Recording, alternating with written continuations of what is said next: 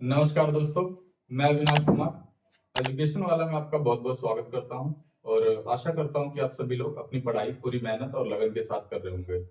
दोस्तों, मैं फिर हाजिर हूं अपनी वीडियो को लेकर, ठीक है, और अपनी क्लास को लेकर। इसमें हम फिर से जो सिंधु घाटी सभ्यता के कुछ जो टॉपिक जो रह गए थे उन टॉपिक को भी कवर करने के लिए ये वीडियो लाए हैं, ठीक है। तो देखते हैं, आइए जो कुछ और टॉपिक है उन टॉपिक को कवर करके अपने इस चैप्टर को पूरा करते हैं, ठीक है। देखिए, हमने सिंधु घाटी पिछली वीडियो में सिंधु घाटी सभ्यता से जो रिलेटेड है चीजें क्या क्या है उनमें एक तो हमने उसका जो है आकार, सिंधु घाटी सभ्यता कहां से कहां तक फैला हुआ है उसके बारे में पढ़ा है, ठीक है। कौन कौन सी नदियां बहती है, किस किस नगर के बारे में पढ़ा है, जो जो इंपॉर्टेंट नगर है उसके बारे में पढ़ा है, ठीक है। तो कुछ कुछ इन सब चीजों के बारे में हमने देखा था। अब इसमें देख लेते हैं कुछ और चीजें जो एक्स्ट्रा सिंधु घाटी सभ्यता से क्वेश्चन से बन सकती है, उनके बारे में थोड़ी चर्चा कर लेंगे, ठीक है। सबसे पहले देखिए, सिंधु ये ग्रिड पद्धति लिखा हुआ है, ठीक है ना, ग्रिड पद्धति है, ठीक है।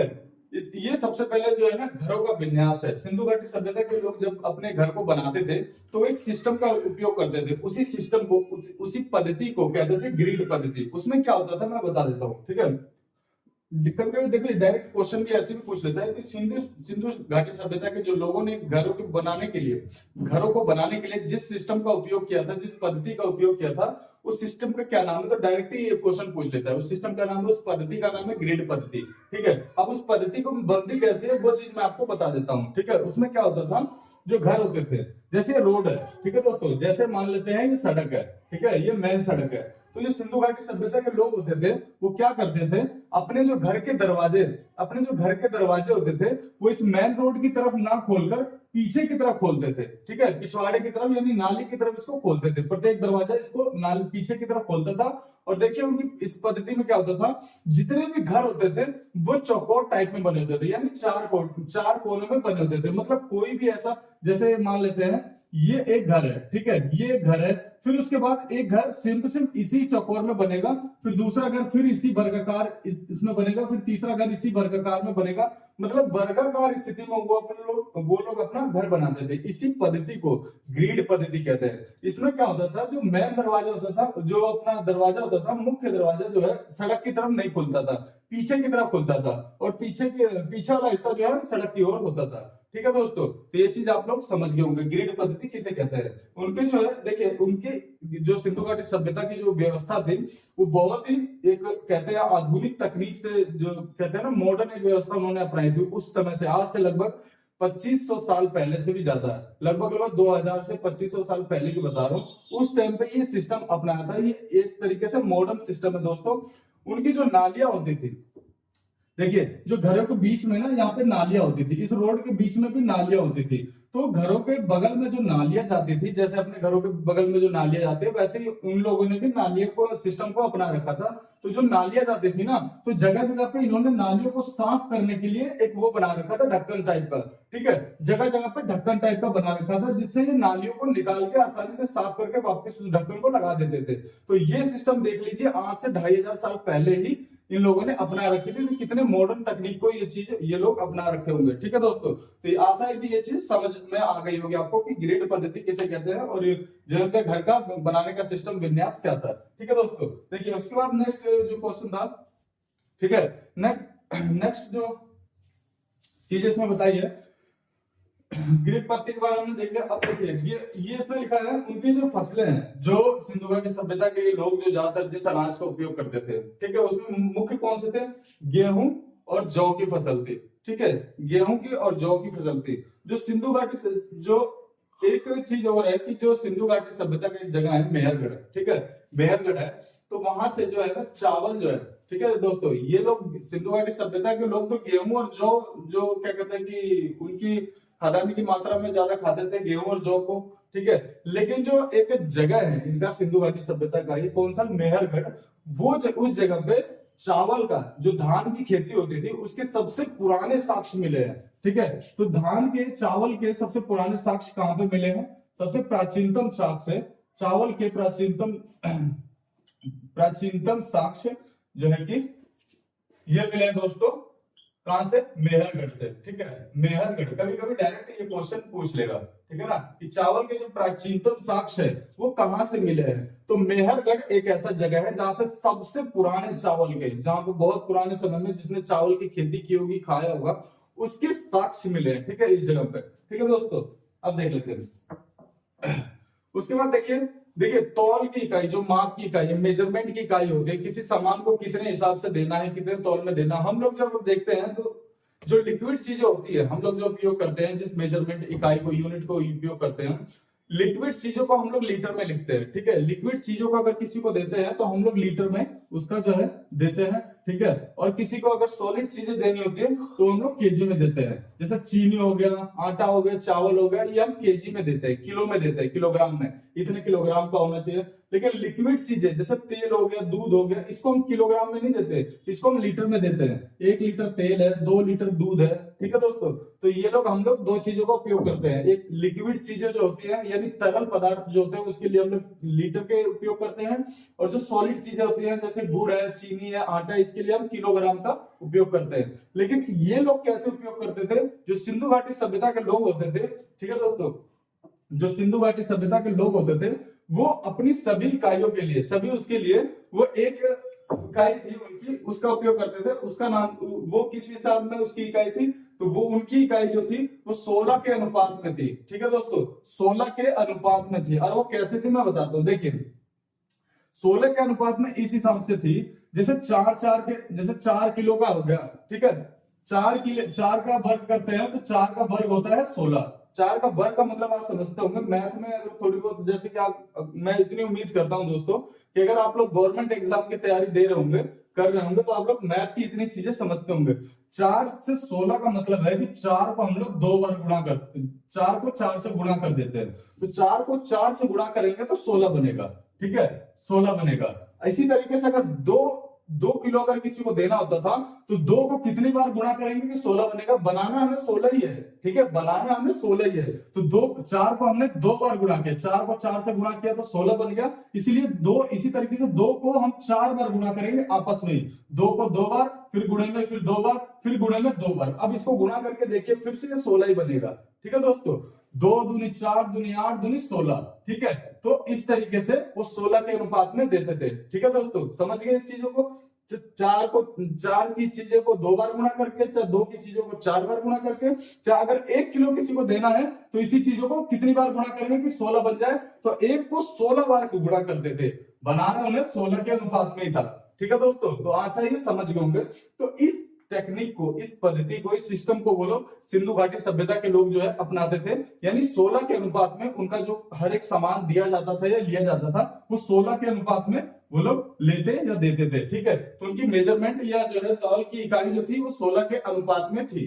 ठीक है दोस्तों, उसके बाद देख लेते हैं। देखिए यातायात के साधन, कई बार पूछ रहे थे सिंधु घाटी सभ्यता के जो लोग है ना, वो किस गाड़ी का उपयोग करते थे, यानी किस वाहन का उपयोग करते थे। ठीक है दोस्तों, अभी तो हम लोग मॉडर्न तकनीक है, तो कई सारी चीजें हमारे पास ऐसी हैं जो उस टाइम की चीजें नहीं होती थी उस टाइम पे। तो इस टाइम पे देखिए सिंधु घाटी सभ्यता के जो मुख्य वाहन थे ना, मुख्य वाहन था। ठीक है दोस्तों, जो यातायात के साधन है, जो मुख्य वाहन इनके थे यातायात के साधन, वो कौन कौन से थे? देखिए 2 पहिया, सिर्फ 2 ही वाहन का उपयोग करते थे लोग उस टाइम पे, उतनी जानकारी नहीं थी। ठीक है ना, इसलिए सिर्फ 2 ही वाहन का उपयोग करते थे। एक तो था 2 पहिया, ठीक है, और एक था 4 पहिया।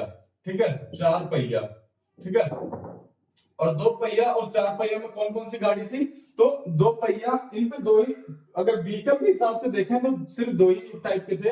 एक तो 2 पहिया वाले व्हीकल का उपयोग करते थे, और एक 4 पहिया वाले जो है 4 व्हीकल का उपयोग करते थे। और इसमें गाड़ी कौन कौन सी थी? 2 ही प्रकार की गाड़ी थी। एक गाड़ी थी बैलगाड़ी, ठीक है, बैलगाड़ी, और दूसरी कौन सी थी? ठीक है, दूसरी जो है भैंसा गाड़ी। ठीक है, भैंसा गाड़ी, यानी नाम से आपको पता चल रहा होगा दोस्तों, बैलगाड़ी का मतलब है कि उसमें आगे बैल लगाकर ये लोग चलाते थे, और भैंसा गाड़ी का मतलब है कि जो भैंस को आगे या भैंसे को आगे बांधकर ये लोग खींचते थे उस गाड़ी को, तो उसी को भैंसा गाड़ी कहते थे। तो ये 2 तरीके के जो यातायात के साधन थे, ये सिंधु घाटी सभ्यता के लोग जो क्या करते थे, उसको यूज में लाते थे, और उससे अपना जो है एक जगह से दूसरी जगह आते जाते रहते थे। ठीक है दोस्तों, तो 2 पहिया 4 पहिया वाहन की, जो 2 पहिया और 4 पहिया की बैलगाड़ी और भैंसा गाड़ी का उपयोग करते थे लोग। ठीक है दोस्तों, अब देख लेते हैं नेक्स्ट पार्ट। देखिए कोई भी मंदिर, यहाँ लिखा हुआ कोई भी मंदिर नहीं है उसमें। देखिए पहले मैं बता दूं, सिंधु घाटी सभ्यता के जितने भी हमें साक्ष्य मिले ना दोस्तों, उसमें हमें एक भी मंदिर के प्रमाण नहीं मिले, ठीक है, एक भी मंदिर के प्रमाण नहीं मिले। उसमें क्या मिला हमें, उसमें जो उर्वरक, उसमें कुछ ऐसे प्रमाण मिले हैं ना जिसमें लेडीज को, महिला को उन्होंने कुछ मतलब उनकी ज्यादा सम्मानजनक जो स्थिति है, महिला की एक मतलब एक सम्मान स्थिति सिंधु घाटी सभ्यता में दर्शाया गया है। तो इससे हमें थोड़ा सा ये पता चलता है कि जो महिला की स्थिति थी, महिला का जो पद था, इसमें जो महिला के जो एक, महिला को किस नजरिए से देखते थे, उसमें एक सम्मान के नजरिए से देखते थे सिंधु घाटी सभ्यता में, ठीक है। सिंधु घाटी सभ्यता में महिला को सम्मान के नजरिए से देखते थे। तो इसमें ये इससे थोड़ा सा अंदाजा ये लगा सकता है कि सिंधु घाटी सभ्यता जो थी वो एक मात्र सत्तात्मक थी, मात्र सत्तात्मक जो थी, क्या थी, क्या मात्र सत्तात्मक जो थी वो सभ्यता थी, ठीक है। उसमें एक भी मंदिर नहीं मिले, ठीक है दोस्तों, मंदिर की संख्या नहीं मिली उसमें। उसके बाद देख लेते हैं स्त्री की मिंड मूर्तियां। मिंड मूर्ति मतलब होता है मिट्टी की मूर्ति। कई जगह पर हमें जो है उत्खनन करने पर हमें स्त्री की मिट्टी की मूर्तियां मिली है, ठीक है, स्त्री की मिट्टी की मूर्तियां मिली है, जिससे ये पता चलता है कि जो स्त्री में, जो समाज में जो सिंधु घाटी सभ्यता था, उस उन समाज में जो स्त्री की स्थिति थी वो अच्छी थी, मतलब ठीक थी, और उसको एक सम्मान की नजर से देखते थे स्त्री की मिट्टी मूर्तियां। देखिए उसके बाद है, देखिए सबों को जो है, सबों की अंत्येष्टि किस प्रकार से होती थी। देखिए जो सिंधु घाटी सभ्यता के अंदर है ना, दोनों प्रकार के सबों को, देखिए दो ही तरीके से सबको जो है अंत्येष्टि करते हैं। एक तो या तो सबों को दफनाते हैं, ठीक है, या तो जलाते हैं। इसके अलावा तीसरा कोई सा जो है प्रक्रिया नहीं होता है। तो जो सिंधु घाटी सभ्यता है ना, इस सभ्यता में दोनों प्रक्रियाएं, ये दोनों प्रथाएं प्रचलित थी। और ये कौन कौन सी जगह थी, देखिए मैं बता देता हूँ। इसको शवों को जलाने की प्रथा, ठीक है, शवों को जो है दफनाने की प्रथा, ठीक है, और इसको जलाने की प्रथा, दोनों प्रथाएं जो है इसमें विद्यमान थी सिंधु घाटी सभ्यता में। दोनों प्रथाएं जो है विद्यमान थी। अब देख ले कहां कहां पर जो हड़प्पा है, सिंधु घाटी का जो हड़प्पा नगर है, इसमें तो क्या था, इसमें तो शवों को क्या क्या, क्या करते थे, दफनाते थे, ठीक है, इसमें शवों को दफनाते थे। लेकिन जो कालीबंगन है, इसमें शवों को जलाने की जो मोहनजोदड़ो है, ठीक है दोस्तों, जो मोहनजोदड़ो है, इसमें शवों को जो है जलाने की क्या करते थे, प्रथा थी, ठीक है, मोहनजोदड़ो में, ठीक है दोस्तों, मोहनजोदड़ो में क्या थी, जलाने की प्रथा थी, ठीक है दोस्तों। ये दोनों जो है सिस्टम, ये दोनों जो है पद्धति जो उसमें विद्यमान थी जब कोई शवों की अंत्येष्टि होती थी। मोहनजोदड़ो में, हड़प्पा में दफनाते थे और इसमें मोहनजोदड़ो में जलाते थे। कहीं कहीं ऐसा होता था जो दोनों ही पद्धति थी, ठीक है। तो कालीबंगन में था तो दोनों ही थी, तो उसमें दफनाते भी थे, जलाते भी थे, ठीक है। लोथल हो गया, उसमें भी दफनाते भी थे और जलाते भी थे। तो कहीं कहीं जगह सेम, दोनों ही एक ही जगह मिल गई, और कहीं कहीं खाली दफनाते थे, कहीं कहीं खाली जलाते थे, ठीक है दोस्तों। ये थी तो हड़प्पा सभ्यता की चीजें। और इसके बाद देख लेते हैं क्या क्या और इम्पोर्टेंट चीजें हैं। देखिए नेक्स्ट क्या था, बड़े नगर। सिंधु घाटी सभ्यता में वैसे तो कई सारे नगर थे, लेकिन सिर्फ 6 नगर ऐसे थे जिनको बड़े नगरों की संज्ञा दी गई है, ठीक है। 6 नगर ऐसे थे जिनको बड़े नगरों की संज्ञा दी गई है, ठीक है दोस्तों। वो नगर कौन कौन से थे उनको देख लेते हैं। देखिए एक तो था, सबसे पहला था मोहनजोदड़ो, ठीक है, एक तो था मोहनजोदड़ो। उसके बाद था दूसरा हड़प्पा, ठीक है, उसके बाद था हड़प्पा। तीसरा था गढ़वारी वाला, ठीक है, गढ़वारी वाला, ठीक है। चौथा था राखी गढ़ी, ठीक है, राखी गढ़ी, ठीक है। पांचवा था कालीबंगन, पांचवा था कालीबंगन, ठीक है, पांचवा था कालीबंगन। देखिए मोहनजोदड़ो हो गया, हड़प्पा हो गया, गढ़वारी वाला, राखी गढ़ी, कालीबंगन, और एक है छठा क्या है, धौलावीरा, ठीक है, एक है धौलावीरा, ठीक है। इन जगह ये थे जो मेन जो है नगर है वो थे, ठीक है दोस्तों। मेन जो नगर है हड़प्पा के वो ये 6 ही थे, ठीक है, मोहनजोदड़ो, हड़प्पा, गढ़वाली वाला, राखी गढ़ी, कालीबंगन और धौलावीरा। देखिए इनकी थोड़ी सी स्थिति भी मैं बता दूं।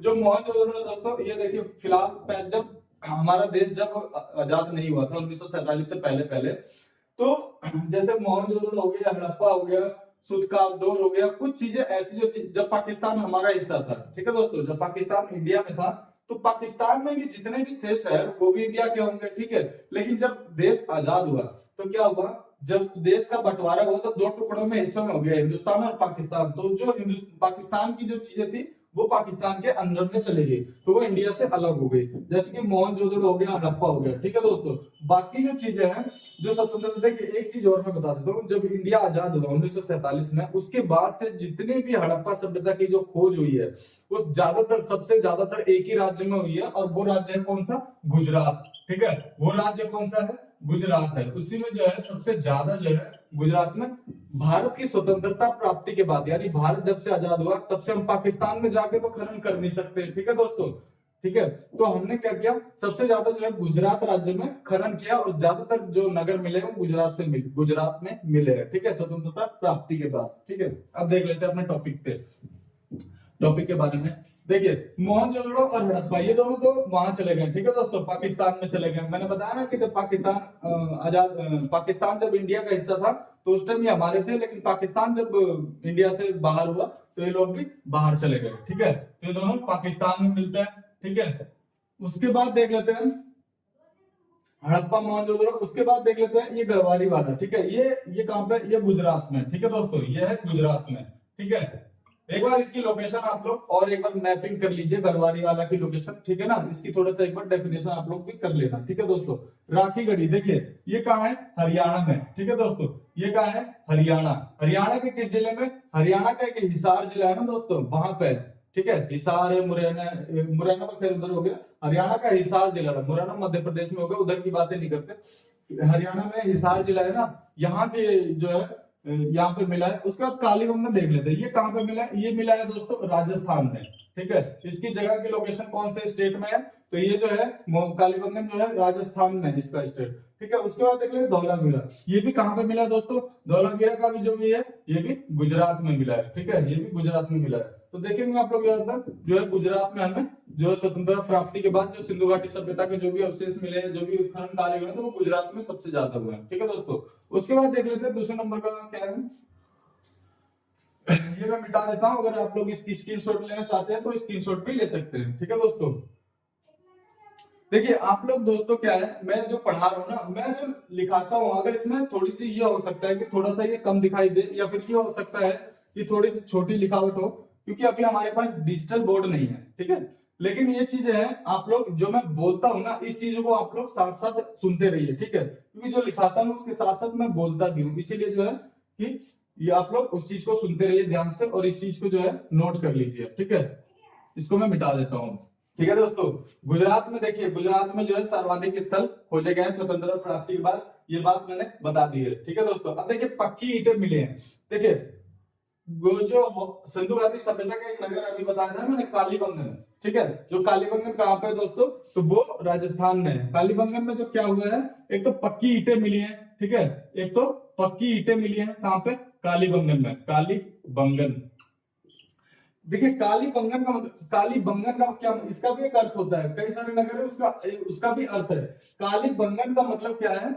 काली का मतलब है कलर से है, ठीक है, काले कलर से, और बंगन का मतलब है चूड़ियां, ठीक है। बंगन का मतलब है चूड़ियां, तो इसका मतलब क्या हो गया? काले कलर की चूड़ियां, यानी काली चूड़ियां, ठीक है दोस्तों। इसका ये मतलब है काली चूड़ियां, काली बंगन का मतलब ये है, ठीक है। काली का मतलब है कलर, काली, और बंगन का मतलब है चूड़ियां, तो काले कलर की जो चूड़ियां होती है उसका मतलब ये है। अब देखिए यहाँ पे क्या हुआ, यहाँ पे हम बता रहे थे कि यहाँ पे जो पक्की ईंटें हैं, पक्की का मतलब है कि जो आग में पकी हुई ईंटें हैं, उनके मिले, उनके साक्ष्य मिले हैं, ठीक है। एक तो पक्की जो है ईंटें मिली है यहाँ पे, ठीक है, पक्की ईंटें मिली हैं। और दूसरा यहाँ पे क्या मिला है? पक्की ईंटें मिली है, और दूसरा ईंटों की जो जो बनावट है ना, वो नक्काशीदार है। कैसी है? एक तो नक्काशीदार ईंटें मिली है, पक्की ईंटें भी मिली है, उसके साथ साथ नक्काशीदार भी मिली है, ठीक है। नक्काशीदार मतलब उसमें जो है उस ईंटों पर जो है बनावट की गई है, ठीक है, उस ईंटों पर नक्काशी की गई है, तो ये नक्काशीदार ईंटें भी यहाँ पे मिली है, ठीक है, कालीबंगन से। अब देख लीजिए उसके बाद क्या है, उसके बाद है जूते हुए खेत और नक्काशीदार ईंटें। देखिए ये भी हमने बता दिया, ये भी सेम ही जगह पे है, ठीक है दोस्तों। जो ये भी सेम जगह है, कालीबंगन के अंदर ही है, ठीक है। तो जूते हुए जो खेत है, ठीक है दोस्तों, लिखा हुआ है जूते हुए खेत और नक्काशीदार ईंटें। अभी हमने बता दिया नक्काशीदार ईंटों के बारे में, और सेम टू सेम जूते हुए खेत भी वहीं पे है, ठीक है। तो ये कहां पे? ये भी कालीबंगन में ही है, ठीक है दोस्तों, ये भी कालीबंगन में ही है। जूते हुए खेत और जो है नक्काशीदार ईंटें, ठीक है, नक्काशीदार ईंटों की संख्या, ईंटें भी वहीं पे मिली हुई है, जुते हुए खेत। ठीक है दोस्तों, उसके बाद देखिए, देखिए टेराकोटा क्या है, ये बहुत इंपॉर्टेंट है, ये डायरेक्टली पूछ लेता है कि टेराकोटा क्या है सिंधु घाटी सभ्यता से, कि टेराकोटा किसे कहते हैं। ठीक है दोस्तों, देखिए क्या है टेराकोटा। जब भी आग, जो मिट्टी होती है ना, जो ईंट होता है दोस्तों, उसको आप लोग पता होगा कि जो ईंटें बनती है वो मिट्टी से बनती है और डायरेक्टली बनती है। पहले मिट्टी को जो है एक क्या कहता है कि पानी में भिगो के, ठीक है, पानी में भिगो के इसको आटे की तरह गूंथ के, और उसको क्या किया जाता है, उसको एक ईंट का शेप दिया जाता है। ठीक है, फिर भी वो ईंट नहीं बनती है। ईंट का शेप देने के बाद उसको आग में पकाया जाता है। ठीक है, आग में पकाया जाता है। तो मिट्टी को जब शेप देके आग में पका दिया जाता है, तो उस पकी हुई मिट्टी को क्या कहते थे, पकी हुई मिट्टी को ही टेराकोटा कहते हैं दोस्तों। ठीक है दोस्तों, तो पकी हुई जो मिट्टी होती है, ठीक है, आग में, ठीक है, आग में जो पकी हुई, आग में पकी हुई जो मिट्टी होती थी, ठीक है, पकी हुई मिट्टी को ही टेराकोटा कहा जाता था। ठीक है, मिट्टी को टेराकोटा कहते थे, टेराकोटा कहा जाता था। ठीक है, अब देख लेते हैं, आग में पकी हुई मिट्टी को टेराकोटा कहा जाता है। ठीक है दोस्तों, डायरेक्टली क्वेश्चन पूछ लेता है कि टेराकोटा किसे कहते हैं। तो आप लोग जान गए होंगे, आग में जो मिट्टी को पकाते थे, उस अब पकी हुई मिट्टी से देखिए ईंटें बनती थी, ज्यादातर आपको पता है ईंटें बनती थी। ठीक है, तो आग में पकी हुई मिट्टी को उसको जो बनाते थे उसको टेराकोटा कहा जाता था। ठीक है दोस्तों, अब देख लेते हैं, नेक्स्ट है कुबड़ वाला सन। देखिए सिंधु घाटी सभ्यता जो थी, इसमें एक ऐसा एक जानवर जो था कुबड़ वाला सन, आपको पता है कि शिव जी की सवारी होती है। ठीक है दोस्तों, जो शिव जी की सवारी होती है वो कहते हैं कुबड़ वाला सांड होता है, तो जिसको नंदी भी कहते हैं, उनका उसका नाम था। तो जो कुबड़ वाला सांड था ना, ये जो एनिमल था, ये जो पशु था, ये सबसे ज्यादा लोकप्रिय था। ठीक है, इस सभ्यता में इस जो पशु की सबसे ज्यादा पूजा होती थी या मान्यता होती थी। ठीक है, तो कुबड़ वाले सांड की जो थी सबसे ज्यादा, कुबड़ वाला सांड सबसे लोकप्रिय था, कुबड़ वाला सांड सबसे लोकप्रिय था। ठीक है दोस्तों, सबसे लोकप्रिय था, लोकप्रिय पशु था। ठीक है, पशु था, तो कुबड़ वाला सांड जो है इसमें लोकप्रिय था। ठीक है, उसके बाद देख लेते हैं नेक्स्ट क्या पूछा, लास्ट इसमें कल ये पूछ लेता है। देखिए जो वृक्ष की पूजा होती थी सिंधु घाटी सभ्यता में, किस चीज की, वृक्ष जो होते थे उसकी भी पूजा होती थी, उसके साथ साथ शिव की भी पूजा होती थी। तो वृक्ष पूजा और शिव पूजा दोनों के जो है सिंधु घाटी सभ्यता में दोनों के साक्ष्य में देखने को मिलते हैं। ठीक है, शिव पूजा और वृक्ष पूजा दोनों की। ठीक है, और एक चीज था वो, सिंधु घाटी का समाज पूछता है कि कैसा समाज है, तो वो मैं बताता हूँ, वो मात्र सत्तात्मक समाज था, यानी जो है महिलाओं को ज्यादा उसमें वरीयता दी जाती थी। तो सिंधु घाटी सभ्यता जो था वो सिंधु सभ्यता कैसा था, वो मात्र सत्तात्मक था। ठीक है दोस्तों, मात्र सत्तात्मक। ठीक है, मात्र सत्तात्मक सभ्यता थी। ठीक है दोस्तों, ये लोग आप लोग जान गए होंगे। ठीक है, देखिए दोस्तों, सिंधु घाटी सभ्यता के बारे में हमने जितनी भी इंफॉर्मेशन थी इंपॉर्टेंट, ठीक है, उनको आपके सामने हमने अपनी इस वीडियो में रखा हुआ है। और इसमें मेरे ख्याल से ऐसा है कि ज्यादातर अगर सिंधु घाटी सभ्यता में से अगर पूछ लेगा तो इससे बाहर कुछ आने वाला नहीं है। ठीक है दोस्तों, तो आप लोग इस चीजों को एक बार में अगर नहीं भी याद होता है, मेरी वीडियो को 2 बार देखिए, 3 बार देखिए। अगर आप लोग 2-4 बार इस चीजों को देखेंगे रिवाइज करके, तो जितनी भी चीजें आप लोगों को याद हो जाएंगी। ठीक है दोस्तों, आप लोग, मैं वादा करता हूं दोस्तों कि अगर आप लोग खाली मेरी वीडियो को ही देख लेंगे ना, तो आप लोगों को किसी किताब को उठाने की जरूरत नहीं पड़ेगी। ठीक है, खाली मेरी वीडियो से आप लोग एग्जाम क्रैक कर देंगे, एग्जाम को क्लियर कर देंगे। ठीक है दोस्तों, तो आप लोग मेरे वीडियो के साथ, मेरी क्लासेस के साथ ज्यादा से ज्यादा बने रहिए। मेरे इस क्लासेस को, मेरी वीडियो को शेयर कर दीजिए ज्यादा से ज्यादा लोगों को। ठीक है, ताकि उनके पास भी जो है ये चीज नॉलेज पहुंच सके, और डेली इस चीज को कंटेंट हो पाने के लिए कि एग्जाम के बीच से क्या क्या इंपॉर्टेंट चीजें हैं, आप लोग मेरे चैनल को सब्सक्राइब कर लीजिए डेली जो है, ताकि आप लोगों को नोटिफिकेशन मिल सके। ठीक है दोस्तों, आशा करता हूँ कि ये चीजें आपको अच्छी लगी होगी, मेरी क्लास अच्छी लगी होगी। इसको अगर अच्छी लगी होगी तो लाइक कर दीजिए। ठीक है दोस्तों, इसको शेयर कर दीजिए और सब्सक्राइब भी कर लीजिए। ठीक है, नमस्कार।